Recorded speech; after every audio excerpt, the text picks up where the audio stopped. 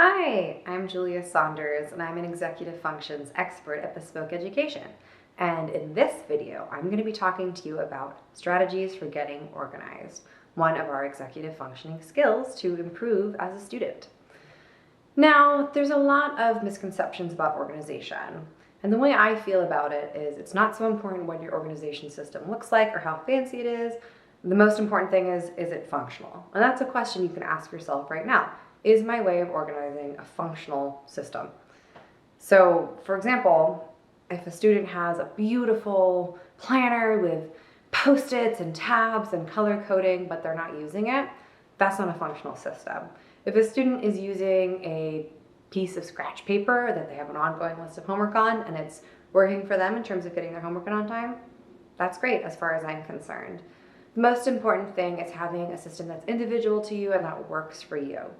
It doesn't have to be pretty, it doesn't have to be fancy. As a matter of fact, if you struggle with organizing, it should probably be more simple.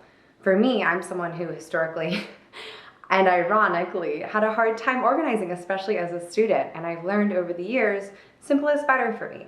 I have a similar story from a student who one of my colleagues was working with on executive functions, and he just could not keep track of all the homework coming in from different places online. And having something as simple as a post-it app on his computer where he could just note everything down and have it there in front of him totally changed the game for him. And he was turning homework on time, whereas he was forgetting it before.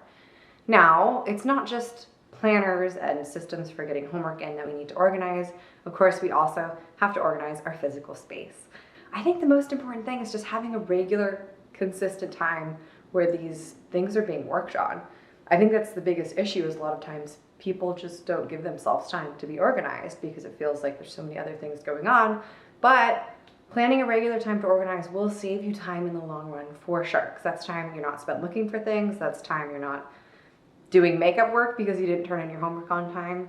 So it pays off. And something as small as 10 minutes a day, especially if it's at a regular, consistent time, can make a huge difference. It can also be really helpful to do that with a buddy, whether it's a parent or if you're a parent, you can do it with your student.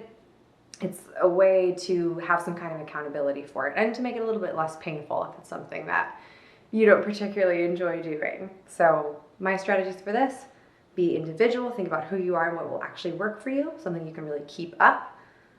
Have a set time that you're doing it, have it be a regular time, and try and do it with someone else.